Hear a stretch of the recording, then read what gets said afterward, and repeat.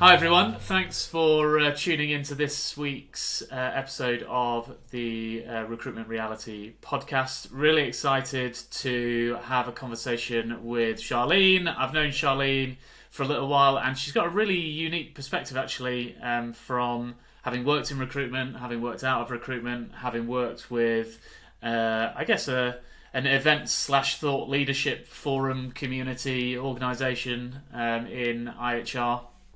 And having built relationships with a lot of technology partners and also, TA individuals. So I think you've got some really exciting stuff that we can potentially talk about, Charlene, or at least I hope you have. I hope so too.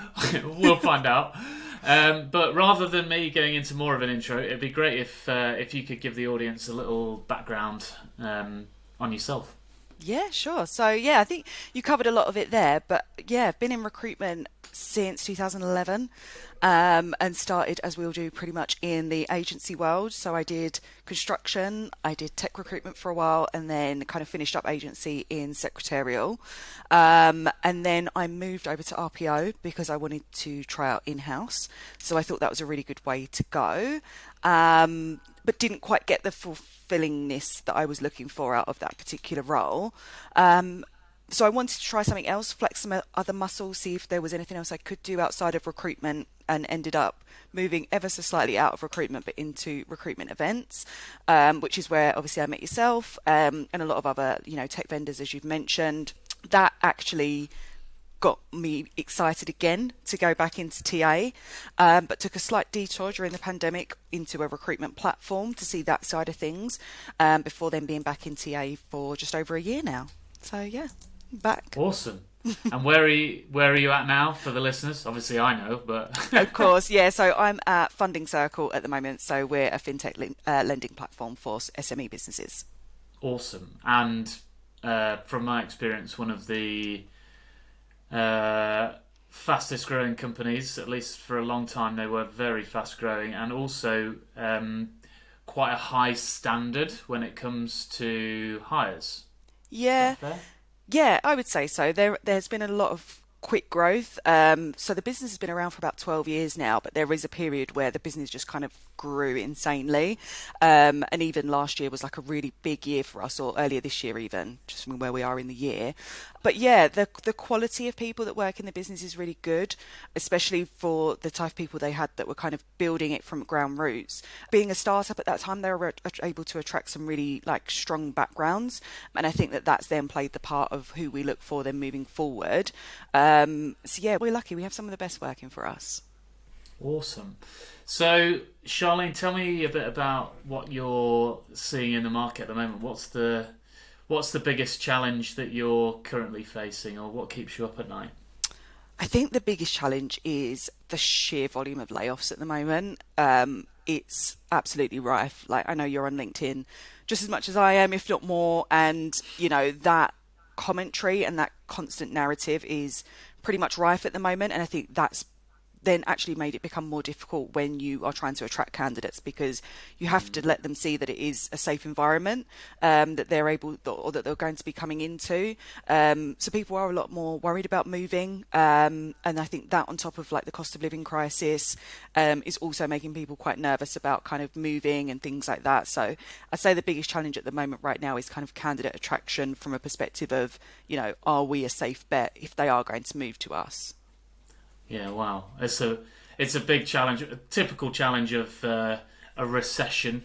I think personally the main layoffs at the moment are coming from tech giants that have taken too much money, Yes. had to hire too many people to keep up with investor demands, and then realise that it's not a sustainable business model. For example, Twitter losing $4 million a day. That doesn't sound like a great business, if you ask me. But what I Be did honest. like, I'm not sure if you saw it, but the letter or the email from the Stripe founder when they made their layoffs, and they were Yeah. very transparent about what had gone wrong.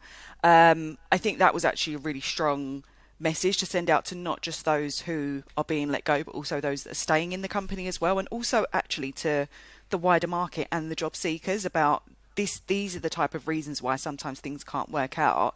And I guess as a job seeker, it can be like a really good line of questioning for you if you are interviewing, to find out a company's stability, to make sure you are going to make the right move. So what kind of questions should they be asking, do you think? I mean, I think they should be doing like their own due diligence anyway. There's lots of resources available to find out where these layoffs have been happening. Not everyone's been as vocal about their layoffs. You know, some of the bigger banks as such, I'm not going to name any names in case they don't want that out there, but you know, there are some big banks that have made some huge layoffs this year that didn't really make the press. So I would say like actually going out and doing that research using things like LinkedIn, and maybe even if it's a startup like Crunchbase, just trying to get that insight of kind of what is going on in the market. I think one of the good indicators potentially as well, dependent on the industry, because obviously some industries boomed during COVID, but trying to find out what a company did during COVID and how they managed that, and ask companies like why they're hiring right now, so why this role is actually live, and you know, just ask for some context around kind of like if it's a startup, what their run rate is, how much cash they've still got in the bank, because these things they should be able to share with you.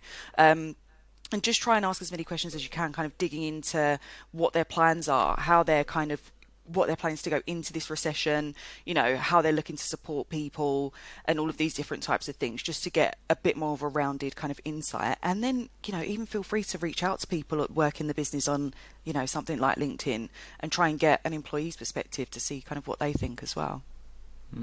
Interesting. So, and how do you, so flipping that around completely, obviously it's your biggest challenge at the moment. How are you kind of addressing that from a recruiter standpoint? How are you giving people that confidence, you know, giving them the avenues to go and do their due diligence, etc.?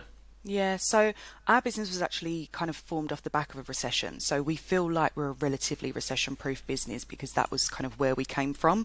And we had to kind of ride out that initial recession to even get to where we are today. But we're very lucky in that our leadership team, UKLT, and our global leadership team, on a regular basis kind of give us the insights of what's actually going on. So we're actually able to give messages that have come from, you know, some of our leadership team about certain things that are going on, how we're kind of covering ourselves and what we're looking at doing in order to move forward sustainably. You know, even down to the fact that we are still recruiting at the moment, but that recruitment has a much kind of more stringent focus on where we're actually aiming to go towards the important hires and making sure that those are prioritised first and foremost. And then also, I think just kind of like all of our, as a public listed company, all of our kind of numbers and figures are able to be looked at online. So there's all of those things that we can do as well. But we can also obviously bring in other people into our interview panels to kind of share some of the bigger picture. And our managers will always also be honest during interviews as well, to let them know what's going on kind of within their teams and what they can talk about within their own kind of budget and headcount as well. How do you feel like... I mean, it's been a pretty tumultuous time since you went back into recruitment. It's ridiculous, really, isn't it? Like, you've literally joined, and you know, you were at IHR COVID times, came out of that, you know, and then joined a business, and then joined Funding Circle, and talent's really difficult to find, but we need loads and loads of people, and then suddenly, oh no, there's mass layoffs, and it's mind-boggling, the timeline between the massive events within recruitment. How do you feel about that? How's it gone for you? So it has been wild, to put it bluntly. I'll be honest, when I joined Funding Circle, I'd only been there about 3 months before our recruitment went absolutely crazy. So I just kind of got back into the flow of like what the processes look like, remembering how to be a recruiter and all of those things. So I joined at the end of September, and by December we were manic.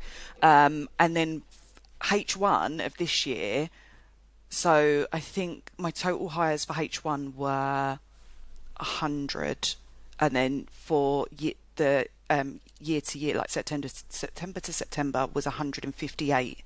So I didn't really have time to even look at what was going on.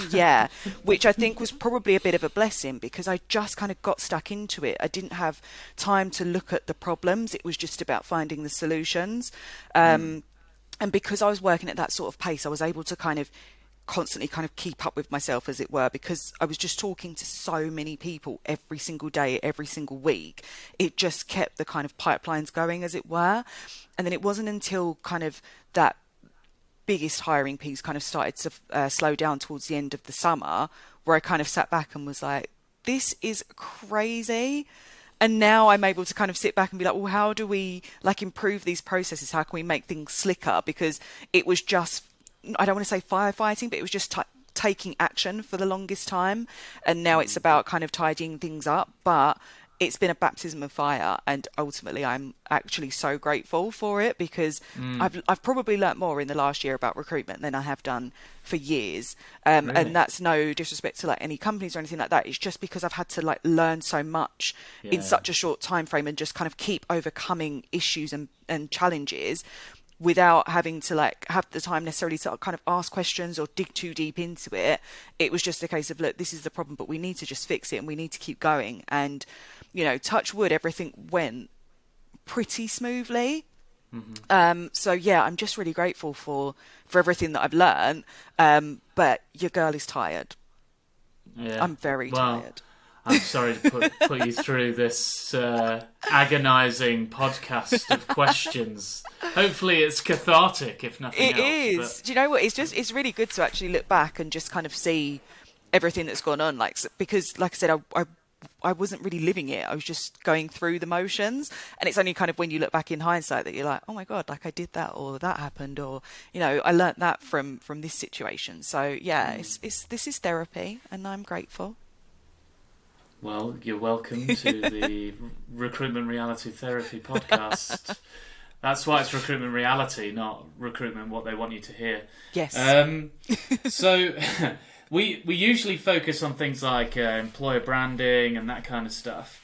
I had a really interesting chat with some of the team at Greenhouse, and I was actually talking to a fantastic individual called Ariana, who is basically their head of talent planning and acquisition. And what she has started to, and the reason I'm raising this is because of something you said. What they've started to do is realise that yes, hiring has slowed slightly, but what they actually just need to do, instead of going, okay, yeah, we need to find 152 people in 6 months. Instead, they're going, okay, well, what we need to do now is plan effectively so that we've got a steady stream of individuals that come into the business, replace those that we lose, and critical hires.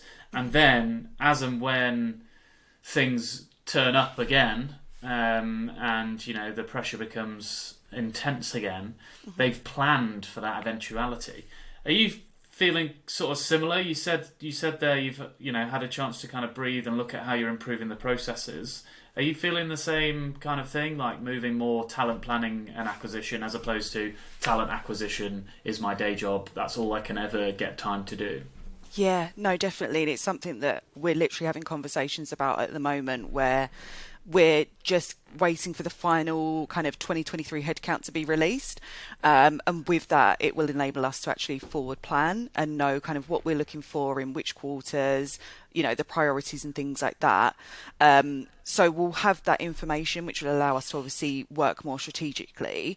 But we are also working on some other wider projects in terms of like, you know, female candidate attraction, making sure that we're doing more there, because you know, we want to really get Funding Circle and you know, FinTechs on the map for you know, females, and to see how, you know, we can be more attractive to them. So there are also projects going on there. And in terms of our employer branding, it's like how we position ourselves, make sure that people know a bit more about us, and know kind of the good that we do. So I think a lot of people see Funding Circle as a fintech, which we absolutely are. But it's also, you know, the brilliant work that we do with SME businesses and how much of an impact that we have with that side of things as well. You know, it's the small business owners that you get to talk to, the small business owners that come to our events and, you know, are able to share how a Funding Circle loan supported them. So a big piece of what we're doing at the moment as well is, you know, making sure that we can share the impact that Funding Circle makes, as opposed to we are a fintech and you know, that is it. Yeah. I mean, I used to see day and I don't know if they still do it, funding circle adverts on the tube everywhere about we enabled Gary to open a second garage. Gary's garages, it was like literally everywhere. I don't know if, like I said, I don't know if that's still the case. What are you actually doing then? So it'd be great to know in terms of, for example, the side of getting women into FinTech, etc. What are you actually actioning? How are you getting that message out there? What are the tools that you're using, etc.? Yeah, so we are lucky that we have an extension to some of what we call our circular groups, so our kind of employee-led groups, which is an external events-based arm called FinTech Women. So something we're going to be doing is kind of bringing that back to life and kind of really highlighting, FinTech, women, funding circle, and bringing all of that together and kind of sharing more about our story, but also the story of FinTech and why it is actually an interesting space for women to be in.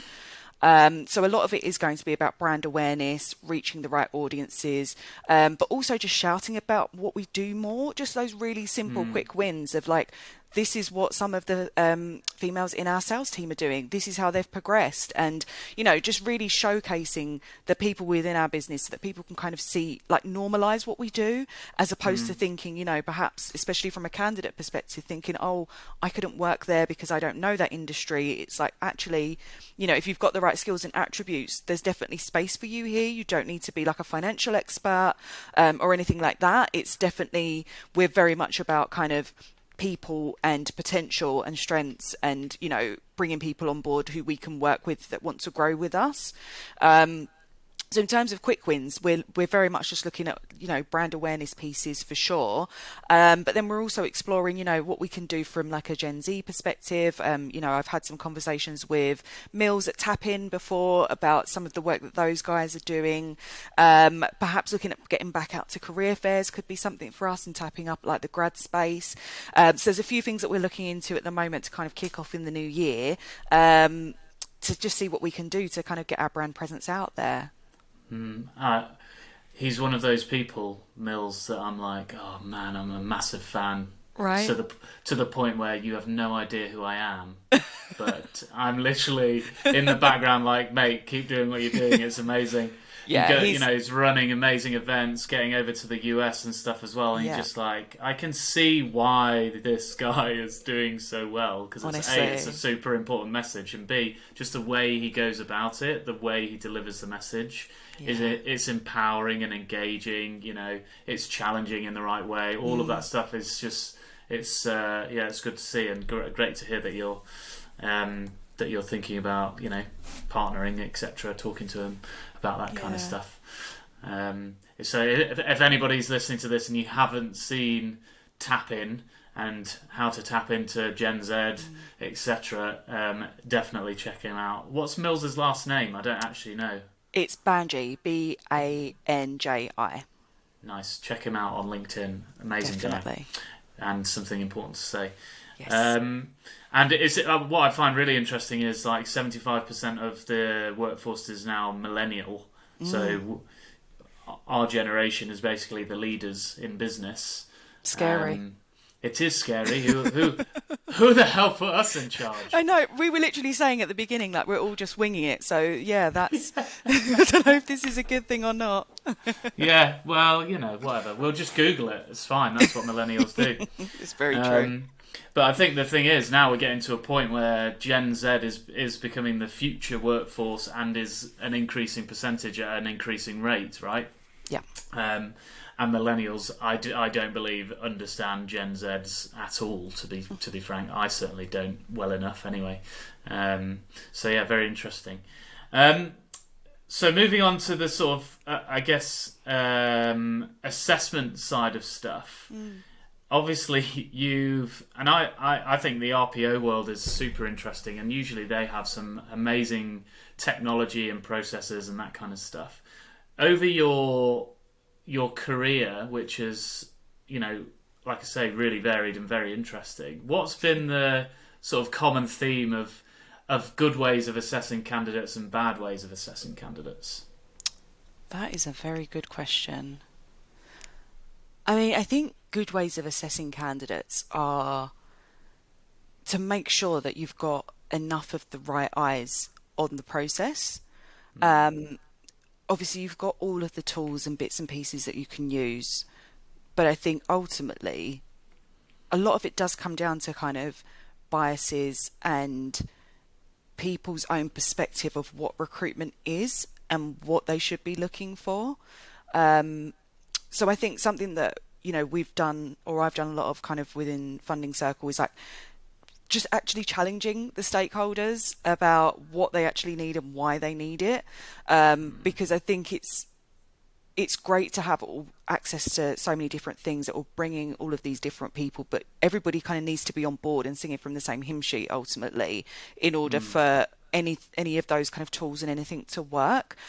So I think it's definitely about kind of making sure that everyone understands what they're doing, why they're doing it, and having those kind of challenging conversations, whether it's at the top of the funnel or whether it's kind of within the process once you get to interview stage and things like that.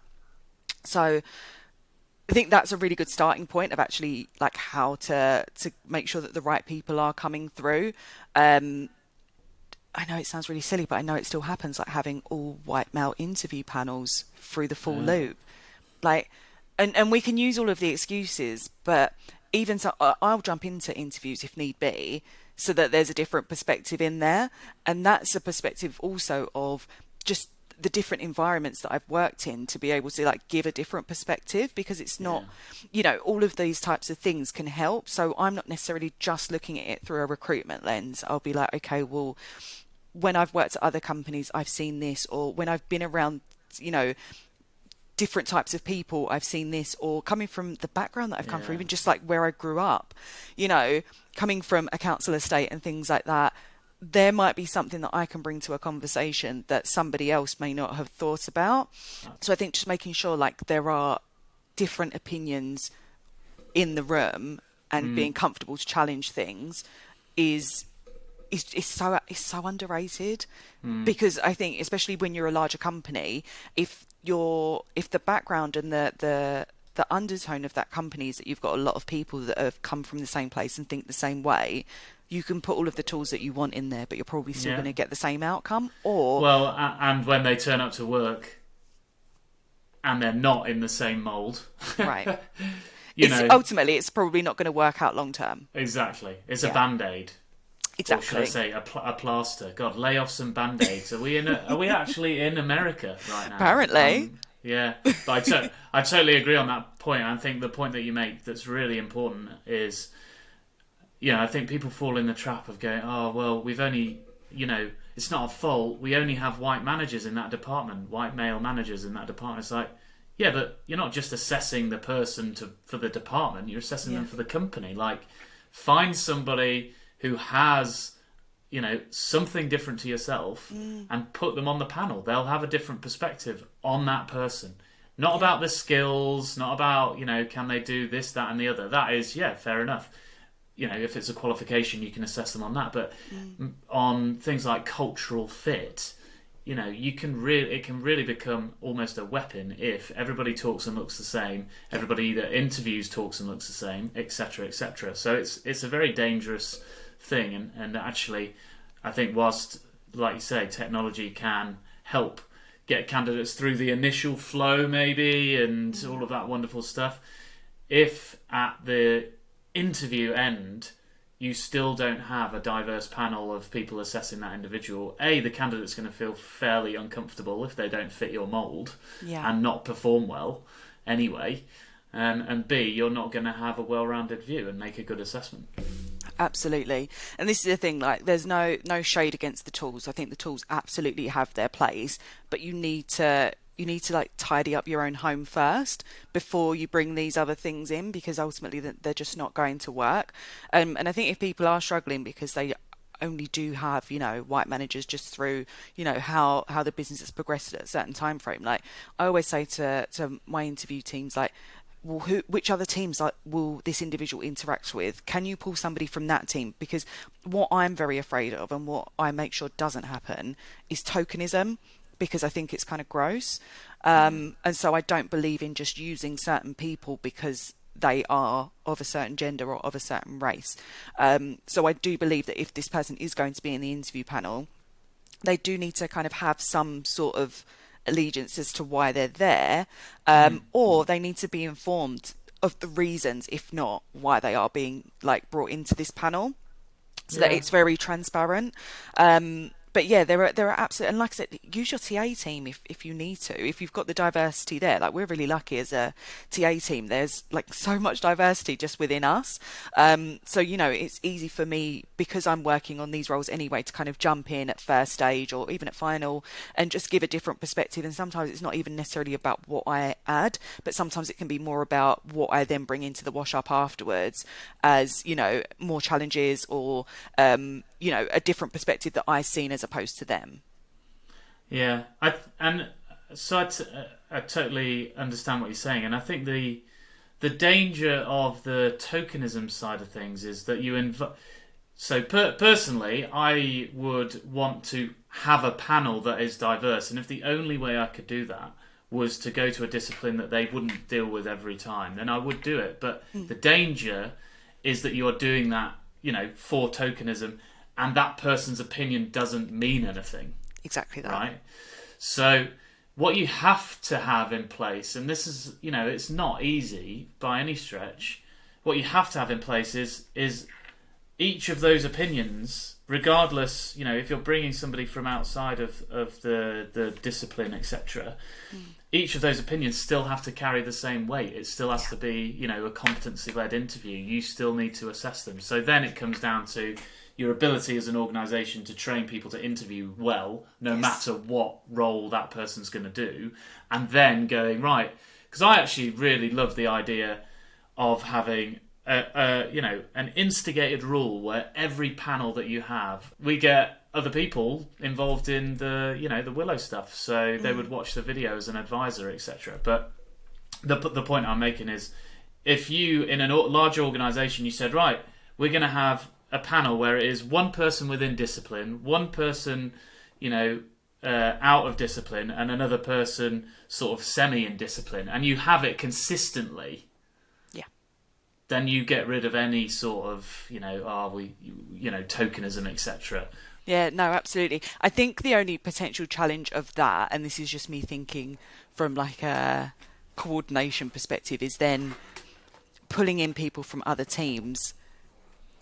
So, for example, like sales was probably my busiest area this year, and I know if we had to keep pulling people from other teams to go into sales interviews, just through the sheer volume that we had, even the sales teams couldn't keep up with the interviews that we had. So if I was then pulling out of other teams, then I'd face that issue there. But one thing that we have introduced is diverse panels on all full loop interviews. Right. Awesome. So, and we're actually tracking that. So everything kind of goes through the system anyway. And then we, as a TA team, kind of have to give an explanation if there is a reason why a diverse full loop interview couldn't happen. We need to share that. And it could be the fact that, you know, there actually wasn't anyone available for whatever reason that may be, whether it's in the team or outside of that. But if we can capture that, then we can look at how we can kind of rectify that moving forward. Absolutely. And looking at other ways to do things like, you know, the example that you just gave. So this is something that we're definitely looking into now. So it's something that at the kickoff meeting, we need the hiring manager to give us. We always ask for the interview panel anyway, but that needs to be diverse from that stage, and they need to give us a reason why it's not, if they can't do it, and then all interviews moving forward are being reviewed for their diversity. Awesome. So one of the things that we kind of touched on it slightly is around panel interviewing and just interview anxiety for candidates, because the difficulty is to have a balanced, you know, and an equitable panel. You really need like 3 people from different backgrounds. Yeah. And then you're 3 to 1. So it's then it becomes completely unbalanced. How do you think companies can overcome that problem? Split the interviews. So what we'll typically do if it is sort of like a 3 to 1 is do 2 and then 1. If that makes sense. So the first 2 people will do, say, 30 minutes with that person, and then the other person will come in and do another 30 minutes so that it doesn't feel too much. Because I think on Zoom, the numbers actually feel like more. Absolutely, yeah. Because you're just kind of staring at the screen. I think if it's in a room and you're facing one person to answer their question and then you might move to face somebody else, it sometimes can feel less intense, but equally it's not the ideal. But yeah, if I have that, I will split the interview up because it is intense. And also, most people just end up sitting and not speaking during that time, so then Yeah. they may as well not be in the room Yeah, anyway, you know. So yeah, but I absolutely. think that's the easiest way to do it, is just to split it, and then perhaps if you need to, then split that over a couple of the interviews. Like Yeah. we typically won't do more than 2 interviews, so we'll try and make sure that everyone gets to see them, and it will be within one of those two, dependent on availability and things like that, as opposed to like crashing a load of people into one and being done. Yeah, interesting. Yeah, I mean, it's even worse, like a panel interview on Zoom, and you can see that the third person's not spoken for 10 minutes. They've switched off their camera and they're on Slack. You can see them like typing away in the background. You're like, okay, this isn't going Oh, well. great answer. Yeah, great answer. Really good. But yeah, no, it's really interesting. And I think panel interviews is one of those things that is so important, alongside training your people to be aware of unconscious bias and all of that stuff. It all goes in together. But it is not an easy thing to implement in a way that is fair, equitable, and also comfortable for the candidates. So it's good advice. Well, To one give. thing that I'm actually doing as well moving forward, now that I have the time, is for each role that has interviews being booked, for the first interview or the second, depending on availability, I'm actually shadowing the interview. All right, So awesome. whilst that's not ideal from a numbers perspective, I literally will say at the top of the interview to the candidate, and they'll probably have spoken to me anyway because I would have been their recruitment partner, that I'm just here just to observe a few things. It's more so, you know, so that I can kind of see what's going on, make sure that everything's okay. So I'll be camera off and mute, just pretend I'm not there. I'm not here to assess your interview in any way. So they're aware of that from the get-go. But the reason I'm doing that is so that I can kind of see what's going on in interviews as well, because we can give people all of the training in the world, but, you know, what then happens when they go into that room, you know, everything could kind of come out of the brain anyway. So I'm going in now with every single interview panel at least once to kind of see what they're doing, give them some feedback, pick them up on anything that, you know, perhaps we shouldn't be doing, Yeah. and just make sure that kind of, again, everyone's aligned and, you know, we have something called hiring the FC way, and make sure that everyone is actually hiring the FC way. And if they're not, make sure that they're getting the training that they need, because we have all of the unconscious bias, effective interview, hiring trainings that people could possibly need. And hopefully, again, that should really make sure that the interview panels and the interviewers that we have moving forward, because we've had a lot of new managers come through in the last year or so through promotion and things like that, it just makes sure that we are doing what we should be doing, and again just helps us actually get those good candidates and make sure that, you know, if I've screened someone who I think is, you know, fabulous, because otherwise why else would I have reached out to Why them? would you put them forward? Yeah, if they're then not getting through, then it's like, okay, well, why not? We Why? need to Yeah. make sure that, you know, those things are being looked at. And another thing that we're looking at is scorecards, because also that will help us identify perhaps any biases, or if somebody, you know, for example, if you've got two interviewers and one's always scoring low, is it because their bar is actually too high, or are they actually witnessing something that the rest of us hadn't thought of?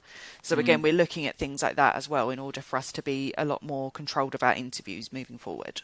That's amazing, and I think the key point to kind of take away just from that is that all of this is not it's a process. It's an ongoing process where you Yeah. have to hold people accountable and Yeah. keep improving and reminding. And Yeah. you know, you're not, for example, you're not going to change unconscious bias overnight. That's why it's called unconscious bias, Yeah. not, you know, just bias. So it's really important that you are doing things like having scorecards, going back, looking at them, going, did you realise that these are the candidates that you're scoring lower? And there's a very common theme with those individuals. Now, I'm not saying that you have a conscious bias, but I'm highlighting this. What are your thoughts, etc. And quite often when you hold the mirror up to people like that, they go, holy crap. Yeah. That is really bad, and I totally agree. And now I'm going to learn from it, and then it becomes more conscious. So Absolutely. holding people accountable through the process is super interesting. Yeah. What do you think the future holds for hiring at Funding Circle? Do you think it's going to keep evolving around this whole subject, really? Yeah, I think we've all got a lot of big ideas. I think the TA team that we have at Funding Circle are some really strong, confident, positively opinionated people who all want to bring something to the table, and I think it's really good because we can all challenge each other.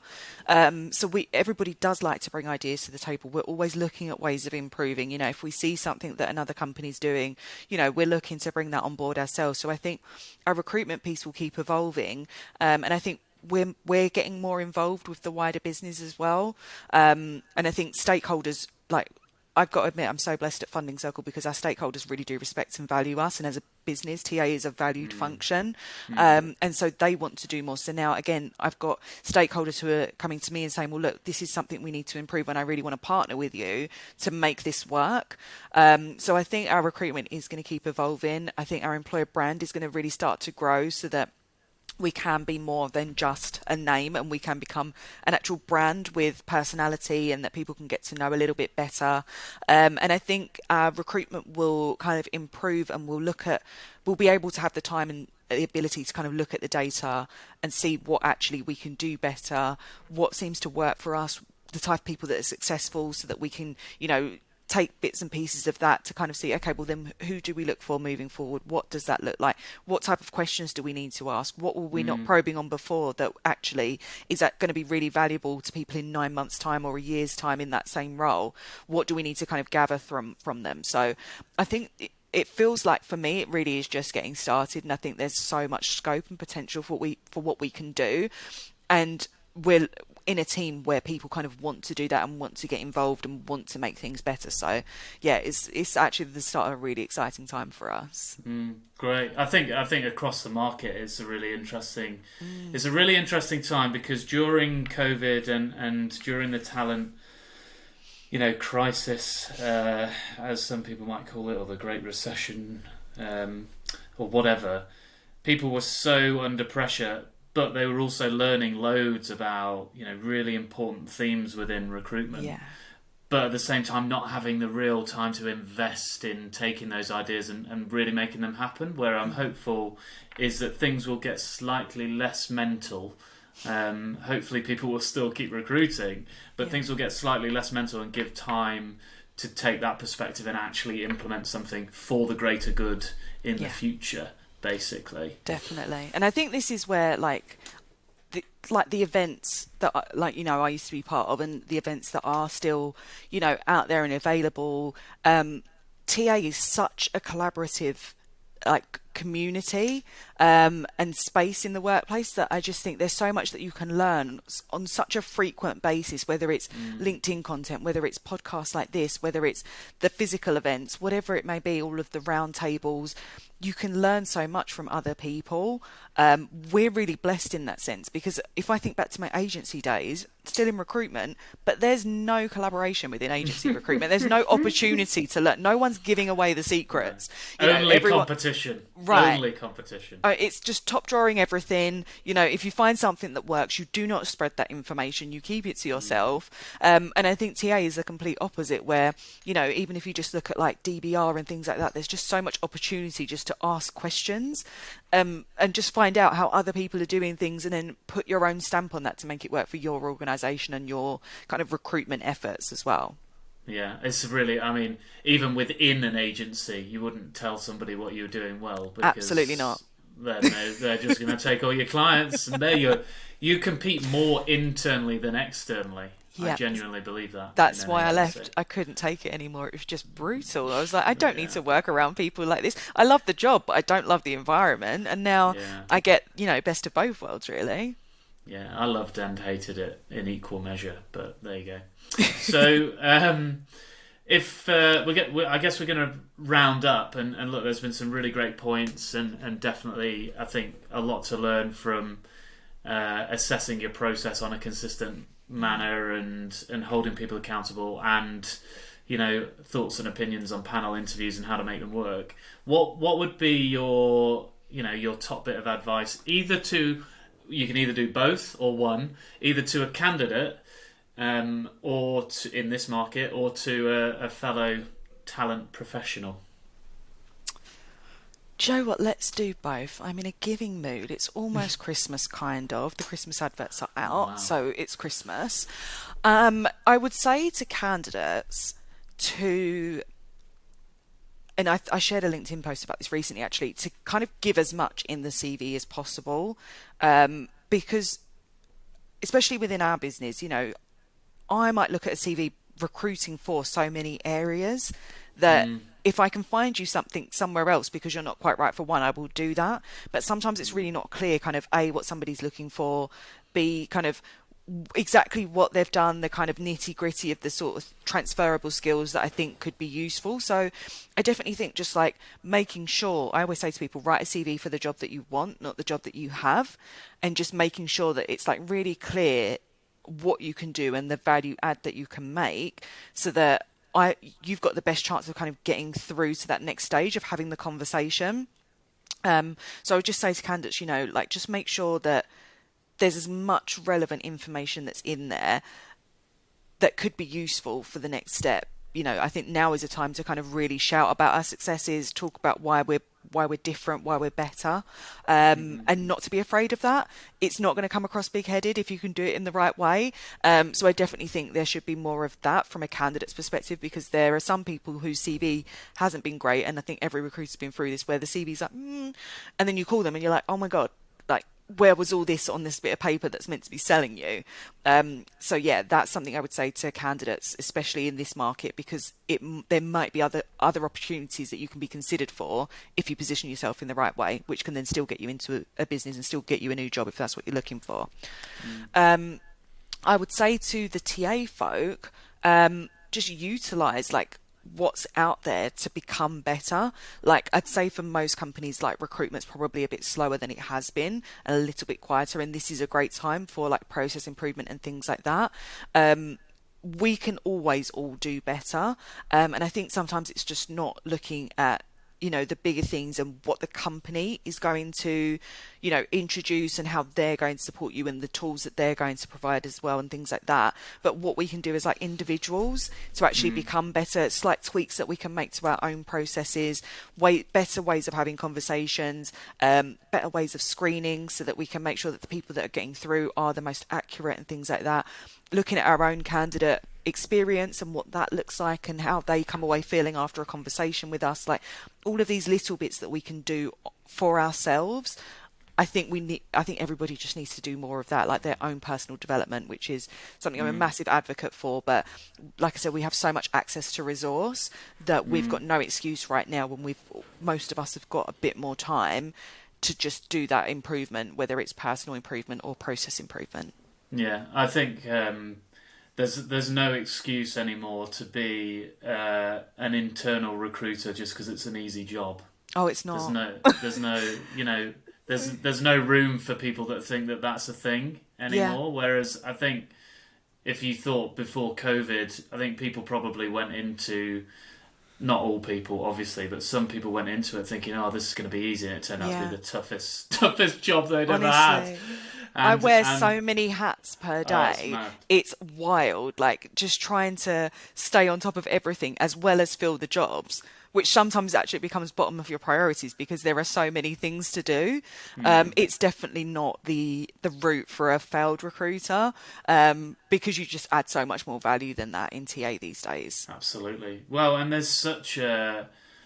I think if you take the route of TA seriously and you really develop yourself, there is no better argument for being a head of people and culture than the person that has managed to grow the business by A, hiring great people, so understanding what good people look like, and B, delivering the message of your culture to the masses. Yeah. Like, it's pretty obvious that, HR is obviously important, and HR individuals also totally unsung heroes, because one day they're a lawyer and the next day they're a therapist. Right. It's absolutely crazy, right? But if you want to get to the very top of the people organisation, it is an amazing route to come through talent acquisition, develop yourself, get get known and build your personal brand by going out there learning as much as you can, and then you could easily go into those kind of upper echelons away from talent acquisition and into broader scope roles. So absolutely. And I think that's, again, one of the benefits of doing all of these bits and pieces now, is that you can add different strings to your bow to then broaden your own experience and things like that, and tap onto like different projects and get that wider business experience to then help you navigate where you do actually want to go next. But equally, if you already know, then you've just got more things to shout about that kind of differentiates you from other people as well. Yeah, absolutely. Great. Well, look, thank you so much for the advice, Charlene. It's been wonderful to talk to you. Yeah, thanks for having me. You're very welcome. You're welcome back anytime. And thanks to everybody that's listened. Don't forget to subscribe. It helps more than you know, as Stephen Bartlett says. I only say that because my dad told me off for not doing it. But anyway. Just so much to say on story. Stephen Bartlett, but yeah, we'll save that for another podcast. Yeah, okay. Let's pause there. But thank you very much for listening, everybody. Thanks, Charlene, and have a good week.